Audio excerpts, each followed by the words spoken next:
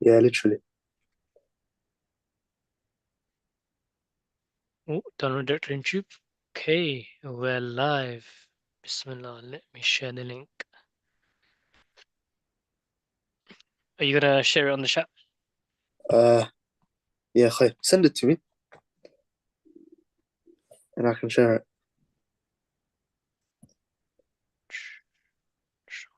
Give me a second. I'll put in the Zoom chat.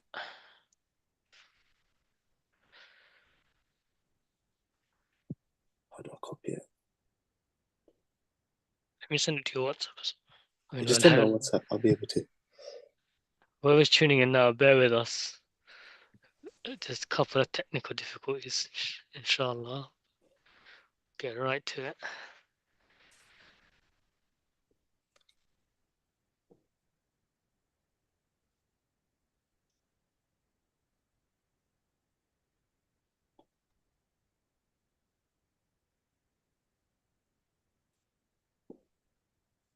Yep, send the link. Okay, let me just send this and we can start, yeah? Inshallah. Inshallah.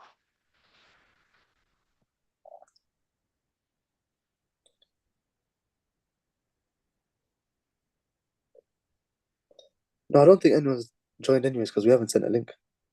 Yeah, first. We'll record everything, isn't it? خير. بسم الله الرحمن الرحيم والصلاة والسلام على رسول الكريم وعلى آله وصحبه أجمعين. بسم الله نبدأ. نبدأ إن شاء الله. Assalamu alaikum. Uh, though I don't think anyone's joined just yet. Um, yeah, this is our first this year. It's been quite a few days before we started, but it's our first Ramadan radio episode. And just like last year, I mean, Muzakir, if you want, I'll pass it on to you. But just like last year, we're just gonna essentially discuss sort of our first impression with this Ramadan in terms of routine, Taraweeh, what's different, what is it that's the same that we didn't quite notice last Ramadan that we're starting to notice this year. Muzakir, if you want to start us off with that. إن شاء الله بسم الله الرحمن الرحيم الحمد لله رب العالمين والصلاة والسلام على رسول الله صلى الله عليه وسلم. It's good to be back, man. It's good to be back. Um, Alhamdulillah, it it's really kind is. this I guess the radio thing has kind of been our staple thing since last year, isn't it? Yeah, But really looking forward to who we have on. Looking forward to just having a bit of a chit chat before iftar, inshallah. But yeah, I mean, I think definitely there's a lot of differences, isn't there, between um yeah, this year and 100%, 100%. not just last year, but I mean, a few years ago, back when what the fasts were, 7:30, 8:30 Maghrib, 9 o'clock. So shorter days definitely, and subhanAllah, honestly, I feel like the time just goes. Like I'll be at work and like time just flies. Honestly, subhanAllah. Then I'm eating, and then after Taraweeh, after a bit after I'm eating, and yeah, man, it's definitely different. I don't know how you feel about it. Yeah, no, 100%. The routine, I think Ustad Farhan mentioned it. You don't really have time throughout the day. Whereas obviously in Mm, summer, you'd be starting with a fast at 3 a.m., 2 a.m., if anything. You come home from Fajr and it's still 3:30. You get to sleep and you wake up for work. You come home from work, say 5, 6, and there's still 3, 4 hours before you break your fast. I remember 10 days in a row of just 9:20 up. I think it was 9:21 or 9:24. And you have that full 3, 4 hours to focus on adhkar, dua, any errands you needed to run. I mean, Asr would be at half 7, 8. So you even between Asr and Iftar, you'd have a good solid hour to pray Quran. This year, I mm, feel like just speaking to people that are working more intensely and that are in the office, they're saying, Mulana Nadir, one of the Q-Iman graduates, he was just telling me yesterday how he has to break his fast at work because he's working 9 to 6. And I think that's probably the most common, that's the most, yeah, I guess that's the most general time frame that one works between 9 and 6. And I mean, for the first 10 or so days, iftar is not going to be until after 6. And even then, if it's after 6, you're probably going to be on your commute home if you're working in the office 9 to 6. So, I mean, last year people began to feel it. This year, the full month is going to be like that. The full month where it's, yeah, you know, at awkward times. So, I mean, it's probably going to be difficult adjusting to. How have you been adjusting to it though, Muzakkar? I'll be very. It's been difficult. It's different. It's difficult in the sense that I have less time for my khatam, so to speak. Yeah, My goals for Ramadan that I want to do, inshallah. Maybe we can talk about that in a bit. But it's an interesting challenge because you've got very if you're working, you've got very little time in the workday, I guess, to kind of get stuff done. Or if you do have time, it's a matter of putting in your schedule, making sure that um you have at least 20, 30 minutes of uninterrupted time. I think I'd say that's the difference. You've got to be more conscious of your time in the sense that um if I don't if I don't schedule in time, let's say during my workday, put in 30 minutes, for example, do not disturb, and I put during that 30 minutes, do a bit of reading, then definitely I can be more productive in that sense. But um in previous years I've not had to do that as much. So yeah, I guess going forward in the next few days, I mean, we can talk about our upcoming trip, mine and said. But when I'm back from that, inshallah, it will be a matter of I've got to be more conscious of how I use my time, set more boundaries at work, yeah, that kind of thing. 100%, definitely. Yeah, definitely. I think it's doable to have a successful Ramadan spiritually. It's most definitely doable, and I think there's a beauty in having a harder Ramadan. There's a beauty in having a Ramadan where Mm, you fit in Quran, even though you might not fit in as much in terms of Quran or adhkar as you would in the summer. You have that satisfaction that despite my busy schedule, I put 20 minutes into Hisn Muslim in the morning. I got mm, 30 minutes Quran on the train. Whereas when you've got 4 or 5 hours coming home from work or school before iftar, it's almost like you feel obliged to do it. You don't really feel that you don't really feel that pull towards ibadah as you would now. Now it's almost like it's Ramadan and I'm barely doing any ibadah. I need mm. to fit in 20 minutes here, 20 minutes there, which is quite good. In terms of Taraweeh as well, finishing at a lot earlier time, or rather not Q-Iman Taraweeh, because we still finish at around 10, but most people's local Taraweeh finishing by say 9ish, 9:30. That's definitely different compared to last few years. And I feel like Taraweeh was sort of a staple. I mean, me personally, growing up, I only knew Ramadan in the summer. Obviously, I'm only Yeah. 21. All of my Ramadan experiences were uh, MashaAllah, two in the summer. decades, two Yeah, decades. yeah, yeah. That's But you don't really remember Ramadan when you're a child, innit? yeah. You don't remember nothing You when you say come. that, yeah. You say that. I think my earliest memory of Ramadan was probably when I was like 10. Uh, I was bichara, man. I was like, yeah, I want to fast, I want to fast. And then I was at my nan's house and I saw that glass of Coke, man, and I was like, I had to have it. Yeah, yeah, Uh, because you have no control in your little one. yeah. Um, Another time I remember, I think I didn't wake up so hard, and my parents were like, no, no. When my dad was like, no, don't fast, don't fast. I was like, nah, I want to do it. I want to prove them wrong. Let me do it. And I secretly had water in the middle of the day. Astaghfirullah.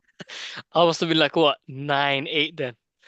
Yeah, yeah, And yeah. subhanAllah, my whole family thought I was fasting without suhoor, and they're like, mashallah. So yeah, those are my two like distinct memories of kind of growing That's up. how Ramadan was back in the day. It was a genuine struggle. I feel like this might just be me personally. Speaking to other people, they haven't shared the same sentiment, but I don't really feel the hunger or thirst that much this Ramadan. Maybe an Yeah, hour or so before iftar, or I might get a pang of hunger throughout the day. But in terms of hunger and thirst, it's nowhere near the same way Ramadan was. it's not It, it, definitely. it's like you mentioned, Ramadan was a staple essentially. It was like everyone knew Ramadan as the month where you come home from Taraweeh at 12 or 1. You're up to suhoor, Fajr time. Or if you're not up to suhoor, you get a 1, 2 hour nap and you're waking up at half 2. And you're hungry and thirsty until 9 p.m. I feel like this is for most people with a similar age to us. Obviously, I'm 21, you're 22 yourself. 23. 23, afwan, 23, same thing. For Same most thing. people with a similar age group between, say, late teens and late 20s, Mm, this might be our first full Ramadan where it just doesn't feel like Ramadan in that sense. And there's no problem with that. There's nothing wrong with that. But it's just different, if that yeah, makes I sense. mean, I think even compared to last year, we had a few days last year where it was beyond the time change, isn't it? Where when the clocks moved, we had a slightly longer day. Yeah, And even then, I can feel the difference where it's like, okay, I leave work, I got a little bit of time, um, And yeah, subhanallah, just it's very it is like we've said it already, like it's very different. But looking on the bright side, as you know, kind of Ustad Farhan and Ustad Shabir, they're doing a Fajr intensive, Yeah, so a tafsir class after Fajr, which in all intents and purposes was very intense in previous years. yeah, But I think on now it's a lot easier. Like yeah, I yeah. can wake up comfortably. And subhanallah, we're going through Surah Ahzab this time in Jaws. I believe you can help me on this. 22 or 23? 22. It's 22 and Yeah, 21. It starts in the 21st juz, and right. the start of the 22nd juz is within Surah Ahzab. But the main bulk of Surah Ahzab, or rather the most popular verse from Surah Ahzab, uh, in juz 22. يا أيها الذين آمنوا اذكروا الله ذكرا كثيرا وسبحوه بكرة وأصيلا. And then إن الله وملائكته يصلون على النبي. Those verses. Mm, Then just 22. Beautiful surah. Yeah, definitely. That's a massive benefit that I don't think no one has had, where you could genuinely stay up from Fajr. Maybe for the first few, maybe it won't be the same middle 10 days because Fajr is leaning towards 4 o'clock yep. towards the end of Ramadan, whereas now it's past 5. For example, my Fajr in my locality, you'd get home at around 5:56. For the average person who's got work or commitments, there's no point sleeping after Fajr. You're much better off getting home from Taraweeh and your main sleep be between um Taraweeh and Fajr and Suhoor. Yep. And then at Suhoor, you might have your coffee, you might have your big breakfast that you normally have before work. And then you start off the day. And obviously, like you mentioned, there's no better way to start off a day than with tafsir. No better Yeah. way to start off a day Subhanallah. than with tafsir. Especially with the, Definitely. the best of Asatida, Ustad Farhan and Ustad Shabir. Um, what day of tafsir are you guys on We're in terms of the on, I course? think we've done day 3 now. So we do it every weekday. So Monday to Friday. We started on Monday. So what verse did we cover recently? Let me look it up. Um, I think it's from verse 55, around that. So Quite a when lot already. Quite a lot of 50 Quran actually. already. Yeah, mashallah, mashallah. So we did 49 to 68 essentially. Yeah. So we covered a lot, mashallah, talking about the Ummahatul Mu'mineen and how there's specific rules for them, how there's certain rules for the Prophet ﷺ that wouldn't apply to us. As an example, um, one of the wives of the prophets, any of the wives of the prophets not being allowed to marry anyone after the Prophet ﷺ passing away. So it's very, very interesting rule. And you got the famous ayat, like you said, but it was in Allah wa is in this one, right? In Allah Yeah, wa yeah. malaikatahu yusalluna ala nabi ya ayyuhalladhina amanu sallu alayhi wa sallimu taslima. I mean, you hear it So, all the time yeah. in Jum'ah. And I think that's another nice thing about tafsir. Like it comes to life. Yeah. All the things you've heard every week, all the kind of tidbits you've taken from teachers, from courses, from all sorts. When you're doing tafsir, it really comes to life, and you're like, yeah, I've heard that before, and that's what's really nice about Surah Hassan, particularly recently, or what Yeah. we've covered. It's like, oh, it's familiar, and that's how you guys, I guess, gain that process, gain that kind of relationship with the Quran. Yeah, and especially tafsir for those who haven't yet joined Q-Iman or any other institute and learned Arabic. I mean, if you've not got any Arabic experience and every day you're waking up after Fajr and going through tafsir, the words you go through are obviously going to stick in your head. And when it comes to Taraweeh on that 22nd or 23rd night, or whichever night it is where your local masjid or wherever you're praying Taraweeh covers Surah Ahzab, you'll have an almost spiritual experience which Mm, you won't have in other nights. It's like definitely. myself and yourself in our Q-Man studies, we've recently started Surah Al-Baqarah and Tafsir. And that first day, the Tafsir came to life. Yeah. The verses about the story of the Baqarah, the story of when the Jews asked Musa alayhi salam, can we see Allah? And the thunder came and struck them. When they took the calf to worship them, and the qatla. And the thing is, Tafsir is so visual. It's so explicit. Mm, The verse in the Quran will just be the tip of the iceberg. Like for example, on the topic of Surah Al-Baqarah, the verse of or in Surah An-Nisa, we did it yesterday. ثم اتخذوا العجل من بعد ما جاءتهم البينات فعفونا عن ذلك. 10 or so words. Then you took the calf in worship, and we forgave you. Or in Surah Al-Baqarah, it's a bit longer, but it's all within one, two, three verses. ثم عفونا عنكم من بعد موتكم لعلكم تشكرون. It's in two verses. But in the tafsir, for example, Tafsir Ibn Kathir, he brings a long narrative. He gives the whole story where Mm. when Musa alayhi salam took that 40 days of leave, Samiri from his people of the Israelites, he ordered everyone to gather their gold, melt it into a calf. They took the calf in worship and they made sujood to this calf. Then when Musa alayhi salam comes, he drops the lawh that Allah had given him and he grabs Harun. And Harun says, this wasn't my doing. Obviously, as this is mentioned in Surah A'raf and Taha, Mm. but this was, Yabna what are you doing? And Harun says, this wasn't my doing. If I said something, they would have attacked me. And then Allah orders them that they must kill one another. And Musa alayhi salam and even the Israelites are saying, no, we can't do this. What about our elderly? What about the children? What about the mothers? And Allah descends the darkness upon them. And Musa alayhi salam's in the middle and he's crying, Rahmah, Rahmah, Rahmah. Ya Allah, have mercy on us, have mercy on us, have mercy on us. And the Jews are they're ordered to kill one another and they're given weapons and they can't see who they're killing. And when the darkness goes and Allah announces that everyone who died will die a martyr, everyone who survived, they're forgiven. And there's so much going on.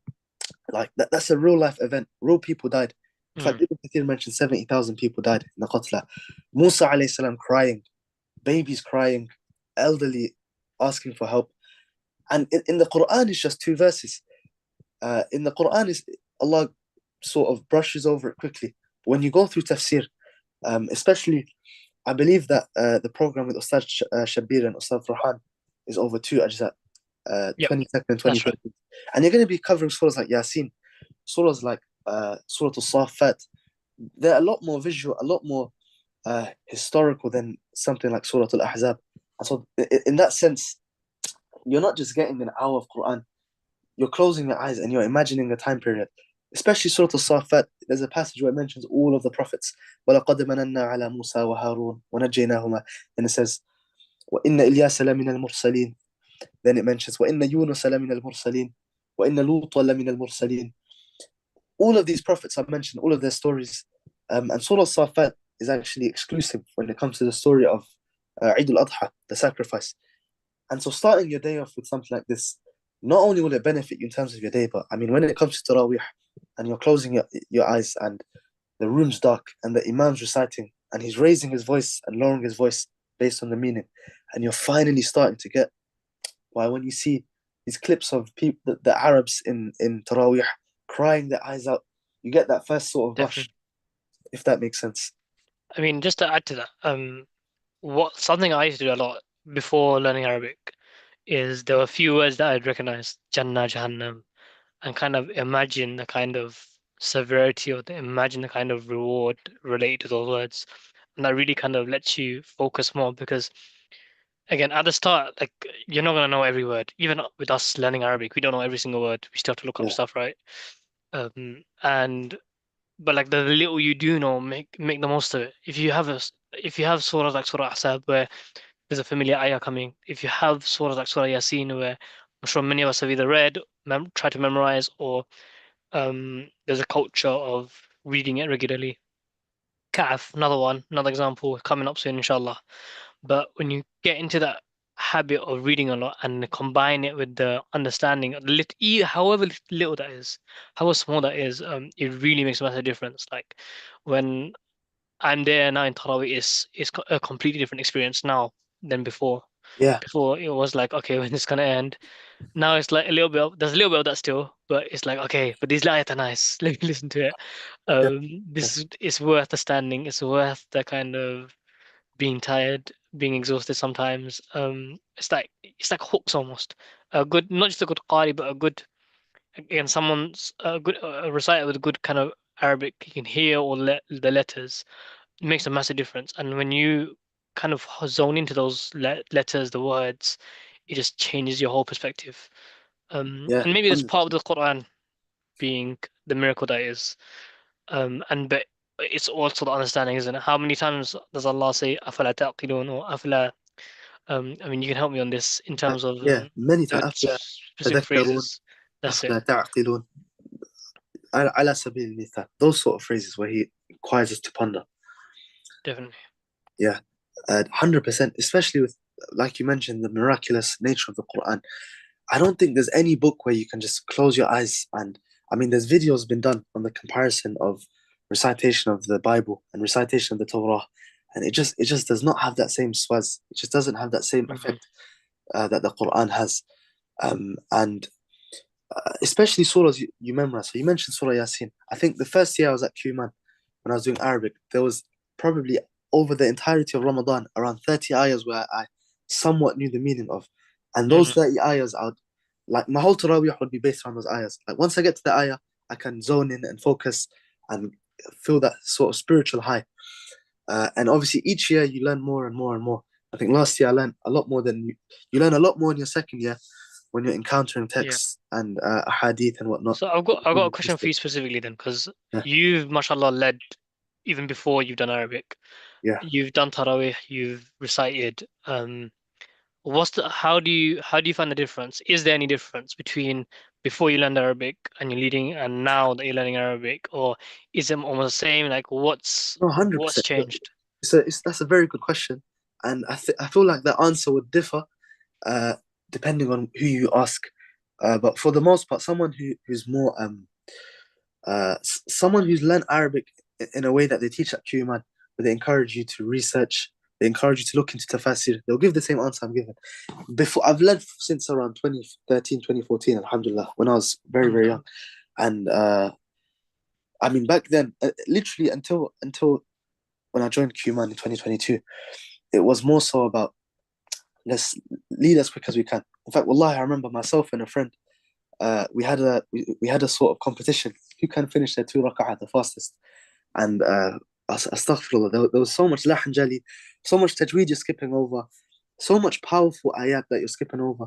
But I think a contributing factor was the fact that obviously in Ilford where I lead, it's not really, and the Jama'ah I led in, it was all youngsters. And so everyone in that community, they have the same mindset. Let's just go to Taraweeh, pray our Isha, pray that the Imam rushes through it as quick as he can. And when that one Mm. fast Imam steps on the Musalla, you get that rush of adrenaline. Oh, Alhamdulillah, he's gonna be, quick and fast, and then let's go home. Whereas when you join Q-Man and the whole focus is about tadabbur on the ayat, like we read yesterday or the day before, أفلا يتدبرون القرآن ولو كان من عند غير الله لوجدوا فيه اختلافا كثيرا. Do you not ponder on the Quran? Do you not stop and think about the Quran? And so after learning Arabic, the first year it was more so, um, it just affected my own personal experience. Mm. Obviously, when you haven't got a complete grasp of Arabic, but you've got some semblance.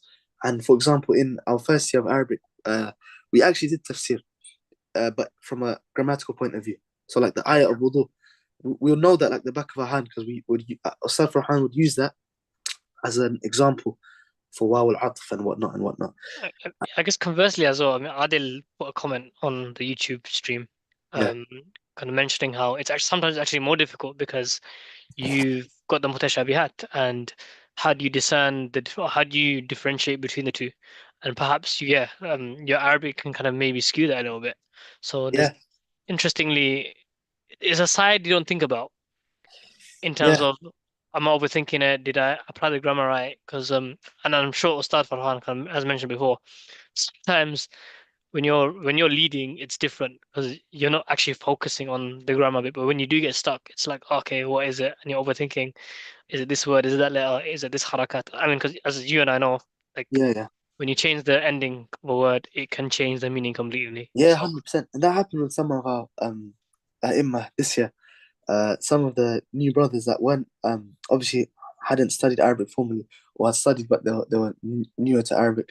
They were obviously it's human to make mistake, and everyone makes mistakes, even the imams in Haram. Like Yasser Dosri, every Tarawih he makes a mistake. But you notice the mistakes are a lot more grammatically based. yeah. There's some mistakes that you make after learning Arabic and you wouldn't make before, and there's some mistakes that you make before learning Arabic and you wouldn't make after.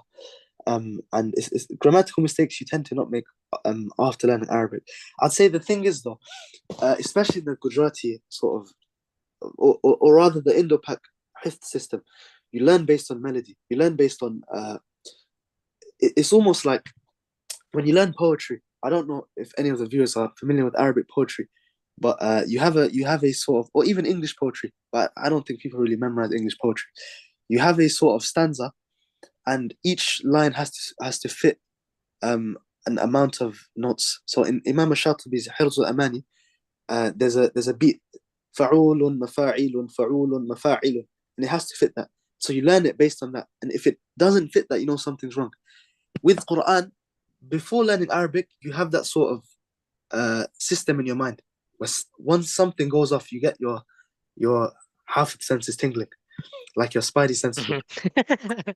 But after learning Arabic, you don't really have that because Half its now senses. your I love focus that. is on grammar, your focus on tafsir, and Yeah. so it's as much as it strengthens your recitation and your ability to connect with the Quran, your ability to base your tone and your pitch off of what's being recited.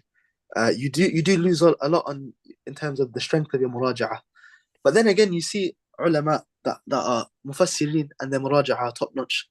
Like all of the teachers at Jazari Institute or Shatibi Institute, these sort of guys, or even aside from them, the likes of Qari Bashir, Qari Hafidhur, they won't make a single mistake.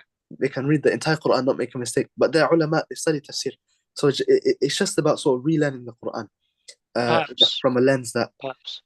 that satisfies both, if that makes Mm. sense.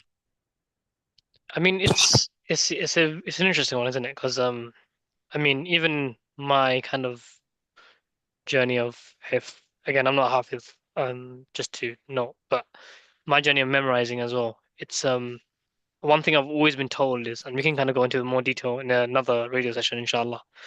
But one thing I've always been told is the repetition part is so key. So key that like it needs to become second nature. If it's not second nature enough, then I guess you don't know, isn't it? In the sense that you will know how it flows, or your kind of mind will know the way the Quran flows, and to the point where it's like, okay, your Arabic grammar doesn't come into it anymore because it's a matter of you knowing what's out of place, what isn't out of place, kind of thing. And maybe you can comment more on that one, because Yeah, I guess you've got a bigger database, so to speak. Um, and again, you're also someone that's memorized the Quran before Arabic, isn't it? If my understanding is correct. yeah. And so yeah, and like we've said already, there's definitely differences, but overall, um, we've got to strive for both, isn't it? Because Yeah. They both got their pros and cons. It's yeah, another con. Well, it's a pro in certain verses and it's a con in certain verses. Is you base your understanding of the Quran and you base your memorization off of the meaning, معنى rather than لغة. So in mm, some verses it works out well. For example, Surah Yusuf, where Allah discusses how the wife of the wazir in Egypt when she was attempting to seduce Yusuf alayhi salam, and the baby spoke up and he said, إن كان قميصه قد من دبر إن كان قميصه قد من قبل. If his shirt is ripped from the back, then Yusuf's truthful, and if his shirt is ripped from the front, then the wife Zuleikha, she's truthful. And verses like that where they're very similar in terms of the language, but they're different in terms, they're completely contradictory in terms of meaning. It helps a lot. But when you come to verses like we encountered in Surah Al-An'am today, sure. where you have, uh, for example, أولم يروا كم أهلكنا من قبلهم من قرن, and elsewhere in the Quran أولم يروا كم أهلكنا قبلهم من قرن, or elsewhere in the Quran similar, قل سيروا في الأرض فانظروا قل سيروا في الأرض ثم انظروا. Very very similar, where the difference isn't, it doesn't really have any semblance on the language. Obviously there's a deep difference in terms of the language, but on face value it's a difference between an atuf, it's a difference between an additive particle that if you were to remove it, it wouldn't really make a difference, or if you were to add that particle that's in another verse that's not in this verse, it wouldn't make much of a difference. Prior to learning Arabic, a hafid is able to distinguish between those because he's basing Yeah, his hifd based on um, how many words are in an ayah, how many sounds are in an ayah, how the ayah sounds, how it's meant to sound. Whereas post Arabic, you're basing it off the meaning. So when I'd be reading an ayah, قل سيروا في الأرض فانظروا كيف كان عاقبة المكذبين. My head is saying, the next ayah is, say, O Muhammad, travel through the land and look for yourself how Allah dealt with those who rejected. But then that doesn't make a difference whether it's ثم انظروا or فانظروا. So it's a lot harder in that sense, if that makes sense. Right. I guess that's more of an intricate point, isn't it? Where when you're, I mean, again, I don't want to get too technical with Arabic, but in grammar, you can have two, essentially, long story short, you can have two words that mean the same thing but have different Yeah, implications, isn't it? 100%. Um, It Perhaps, pops yeah, up in the qira'ah as well. I gave an embarrassing luqmah the other day. In the qira'ah of Nafi', the ayah is إليكم السلام لست مؤمنا. Whereas in the qira'ah of Hafs, إليكم السلام لست مؤمنا. And so obviously there's benefit in studying qira'at, but the more you learn, there will always be a con that will definitely. always sort of I mean, I think impede your over previous knowledge. overall, it'll always be perspective, isn't it? Where Yeah, yeah, you 100%. can, the more you learn, the better perspective you get, and conversely, the more you learn, the more you blindside you might get. So, like at work, as an example, you can have someone who's, or what I've seen before on the work I kind of do, you can kind of have someone that's been deep in the deep end for God knows how long, Yeah, years maybe, and then you yeah, just need a fresh set of eyes that says, hang on, that's not right. That's you're looking at it like this, but you forgot this. And it can be basic. yeah, It yeah, can be a very basic thing that you overlook because of you, I guess, delving deep. And again, nothing wrong with delving. Doesn't mean you shouldn't delve deep, but at the same time, it's good to kind of that's what's the, how do I put it? It's good to touch base with yourself in the sense that um yeah, 100%. don't don't go so deep that you're lost in the sea kind of thing, but go deep enough that you can kind of you can swim and you can kind of see what's around you. You can kind of make sure you're not forgetting your basics kind of thing. And definitely that comes with experience, knowledge, isn't it? And again, like we're both young, isn't it? We've got inshallah decades to go, Inshallah. and in that lifetime, we're all gonna be learning more, and we're all gonna have our perspective mature. So definitely, I've got the point. I've got the point I was making. We were talking about how when you learn from a different perspective, Yeah. you end up realizing the flaws of that perspective and the flaws of the previous perspective. It's like the poem of Imam al-Shafi'i, كلما ازددت علما زادني علما بجهلي. That the more I learn, the more I increased in knowledge, Mm. the more I learn of my own ignorance. The more you learn that you don't really know much. It's like prior to Q-Iman, a lot of brothers and sisters before they, or not Q-Iman, just any sort of London Islamic Institute where the target clientele are people that are. We've got a question in the chat, by the way. Oh yeah, yeah. Now with YouTube, we've got more kind of bit more functionality, visibility. Yeah, you wouldn't really get So that I'll read it. last time. I got the chat open. I'll read it out, inshallah. Malana Munshi, how are you balancing your work with your door, not having much time Astaghfirullah. between Maghrib and Isha? Is the hour and a half enough, or do you need more time? How do you balance that all? أنا لست بمولانا. To be honest, I really haven't. My personal muraja'a, the first, say, 8 or 9 ajza are a lot easier than the rest. So I think if you ask me this question by the end of Ramadan, I'd have to give you a very different answer. Uh, but in terms of the first few days, I just normally do all of my muraja'a after Fajr, and then I mean, I've had the week of uni, so again, this is cheating. I can't really give you a proper answer now. But speaking in terms of the future, if I were to have a uni on a day, like Mondays, I'm in 9 till 5. I normally just fit in my Quran where I can. So even on the way home from Q-Man, I get 20-30 minutes. Post Fajr, on the way to Fajr, on the way back, 20-minute journey each way. Uh, and after Fajr, I can't really go sleep straight after Fajr. I need a good hour if I get tired again. Hmm. So I feel like for now it's been fine. My part, it takes me around half an hour to learn and read to someone, and the rest of the juz I can do in half an hour. But when we come to harder ajza, and this isn't just me, this is more of a universal experience for those leading Taraweeh.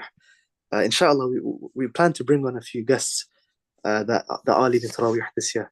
Inshallah. This Stay tuned, today we're meant guys. to have Guys, Ustad listen. Farhan, but Come to Q-Man. today we're meant to have Ustad Farhan, but I think he got a bit caught up with his preparation for travel. But yeah, it just depends, to be honest. Last few years it would always be between Asr and Iftar. Now it's just a bit in the morning, and I'll just verify it, read it to someone post iftar, if that makes sense. Inshallah, inshallah. Yeah, I mean, you guys got a lot on your plate, that's for sure. I'm guessing you have your own goals. We can talk about that actually now, for the next Yeah, 5 minutes or so. Because I mean, I've been thinking about my goals in terms of Ramadan as well. And my kind of aim this yeah, year was to not burn out, not go so all in that I like lose steam in the first few days and I'm not doing anything in the middle and I'm burnt out completely by the end. So because I've felt that before in general, not just Ramadan, but for other things, for work, for my university studies. So definitely I want to pace myself more this year. Have a couple of targets in terms of memorizing, inshallah. Um, inshallah, so inshallah. let's see how it goes, inshallah. وفقنا الله جميعا in all of Ameen, our goals, ameen, ameen. inshallah. I think Ramadan's the best time for goals in that sense. Uh, in terms of sort of, I don't know how to explain it, but you get that sort of motivation, Yeah, it's a nice spiritual reset, isn't it? motivation. It's a Yeah, yeah, nice yeah. reset almost every year that comes. Of course, we should do our best to muhasabah is a thing in Islam. Well, I think that's very encouraged with us Muslims to look at yourself, to kind of look deeply. Funnily enough, it's nice now with Arabic. Like muhasabah comes from, I guess, hasiba, to count. Yeah, yeah, And I guess your muhasabah kind of takes that a step further, and it's like you're almost not counting per se, but you're reflecting and you're kind of being a bit more, I guess critical maybe might be the word, maybe there's a better word, but in terms of looking at yourself and kind of really looking at, okay, where are my kind of weaknesses, where are my strengths, yeah, and what can I do better, what can I do more of? How do I strike the balance? That's all questions for you to ask in those kind of plans, in those kind of when you're thinking ahead, whether it's just Ramadan or beyond Ramadan. It's important for all of us to really kind of think and have that space to think, because I mean, in the age of social media, TikTok, you have very short alhamdulillah. attention spans, isn't it? Yeah, yeah, Even myself, bro, even myself, like I'll find myself like, why can I not sit down or watch this one video? It's bloody not even a minute. And yeah, it's like my attention's everywhere. And muhasabah really brings that kind of focus into the interplay where you're yeah, sitting down, you're reflecting, and you're essentially kind of taking a step back almost and slowing down. And that's what I really like about Makkah Medina, because unlike kind of London, you have the almost the atmosphere, the time to really slow down and be like, okay, what's going on? Let me get my bearings. Let me take my time with things. Alhamdulillah. And again, whoever's not gone to Makkah Medina yet, I highly encourage you to go for not just for the Umrah aspect of it, but you'll feel different. You feel your change in time, change in pace, and that change in pace. Not to say that Makkah Medina is the only way to get that change in pace, but having that change in pace, having that time to really reflect on your goals, your future, is so important. And like, yeah, um, yeah, we should be 100%. putting in time regularly, whether it's every week, every couple of weeks, to kind of check ourselves and be like, what's going on? Yeah, I think that's one of the main things about Ramadan that people gloss over. We'll just end it with this because Inshallah. I don't know what time iftar is at ELM, It's but ELM is, I just had, I think it's 51 today. Yeah, 51. 51. Yeah. 51, inshallah. Uh, yeah. So I think what people tend to gloss over and tend to not realize is what the purpose of fasting is. Um, Obviously, when you're growing up, if you ask anyone under the age of 10, why do we fast? One of the first answers will be so we can feel what the poor people feel like. But we sort of lose semblance of what it means. And Imam al Ghazali, obviously, he says the reason for fasting is kasr shahwatain, breaking of the two desires. Obviously, the desire of hunger, the desire of thirst, and the desire of intimacy, which is obviously prevented between Fajr and Iftar. And the reason for breaking these two desires, لبراءة القلب من كل شغلة إلا الله. I'm paraphrasing here, but to sort of break the heart and free the heart from any worry when it comes to the world. Any worry that's not to do with Allah, any worry that's not to do with ibadah. And when you're in Medina, obviously you've gone quite a few times. Alhamdulillah, I was able to go in December and in October Alhamdulillah. with Q-Man and without Q-Man. And when you're in Medina, you can't think about uni, you can't think about work, you can't think about anything to do with the world. Something's preventing you. It's like there's a spiritual wall. Where in London we might find a spiritual wall preventing us from Allah. In Medina, the spiritual wall is preventing you from shayateen and from fikr dunyawiyah and any sort of Definitely. anything that's not Allah or Islam. And it's a feeling you can only get in Medina. Honestly, I mean, I'm not experienced enough in life to give advice like that, but just based on what our elders say, based on what our asatida say, our akabira say, Medina is the only place where you get this, and that's the purpose of Ramadan. Ramadan's the only month where you might get this outside of Medina. For people as spiritually dead as we are in London and England, where we're addicted to Mm. our phone, we're addicted to sin, we're addicted to shaitan, we're addicted to TV. We're so spiritually thirsty that I think Ramadan's the only opportunity. Obviously, as the hadith goes, إذا جاء رمضان فتحت أبواب الجنة وغلقت أبواب النار وصدفت الشياطين. I mean, such a month where metaphysically the shayateen are locked up. How Mm. can we not, get that Definitely. goal of براءة القلب من كل شغلة إلا الله, freeing our heart from any worry except Allah.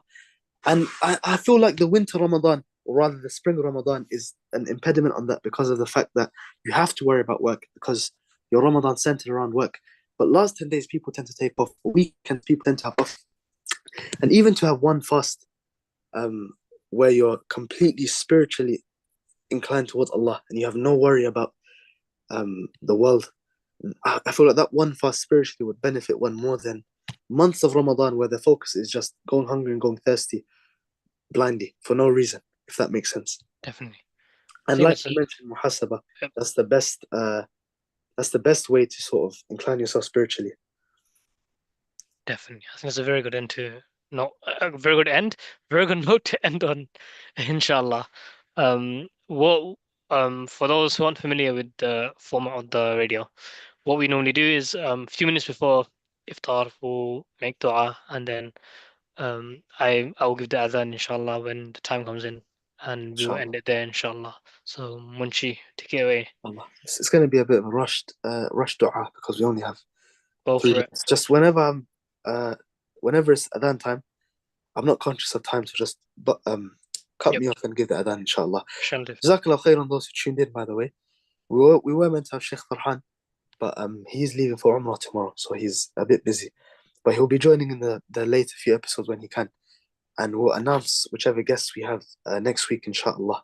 Inshallah. بسم الله الرحمن الرحيم الحمد لله وحده والصلاة والسلام على من لا نبي بعده اللهم إنا نسألك بأننا نشهد أنك أنت الله لا إله إلا أنت الأحد الصمد الذي لم يلد ولم يولد ولم يكن له كفوا أحد لا إله إلا أنت سبحانك إنا كنا من الظالمين ربنا إننا لما أنزلت إلينا من خير فقير اللهم صل على محمد وعلى آل محمد كما صليت على إبراهيم وعلى آل إبراهيم إنك حميد مجيد اللهم بارك على محمد وعلى آل محمد كما باركت على إبراهيم وعلى آل إبراهيم إنك حميد مجيد اللهم إنك عفو تحب العفو فاعف عنا يا كريم فاعف عنا يا عفو اللهم بارك لنا في معهدنا وفي صيامنا وفي ركوعنا وفي سجودنا اللهم تقبل منا صيامنا وركوعنا وسجودنا وصلاتنا وقيامنا ربنا تقبل منا إنك أنت السميع العليم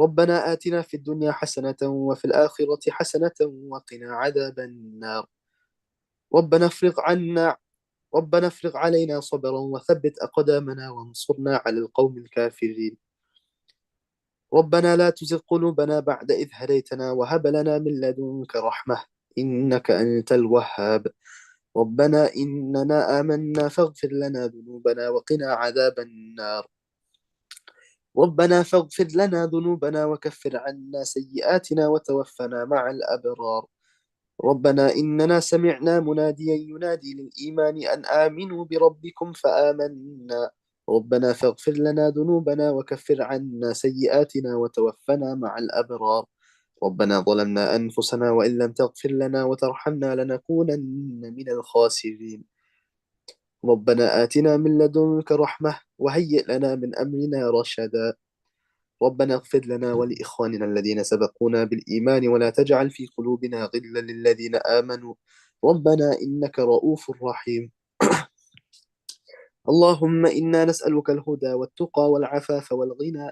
اللهم مصرف القلوب، صرف قلوبنا على طاعتك. يا مقلب القلوب، ثبت قلوبنا على دينك. اللهم آتنا في الدنيا حسنة وفي الآخرة حسنة وقنا عذاب النار. وصلى الله تعالى على نبينا محمد وعلى آله وصحبه أجمعين وسلم تسليما. سبحان ربك رب العزة عما يصفون وسلام على المرسلين والحمد لله رب العالمين. آمين. الله أكبر، الله أكبر، الله أكبر، الله أكبر. أشهد أن لا إله إلا الله. أشهد أن لا إله إلا الله. أشهد أن محمد رسول الله. أشهد أن محمد رسول الله.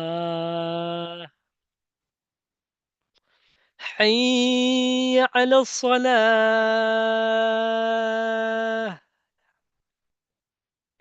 حي على الصلاة.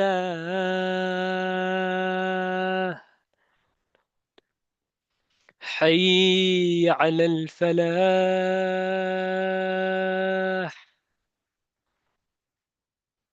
حي على الفلاح.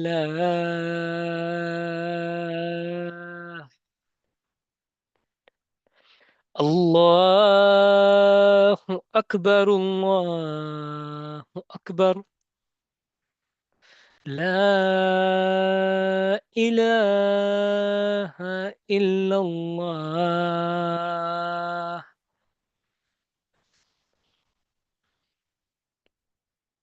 الحمد لله. we'll end there inshallah. جزاك الله خير everyone.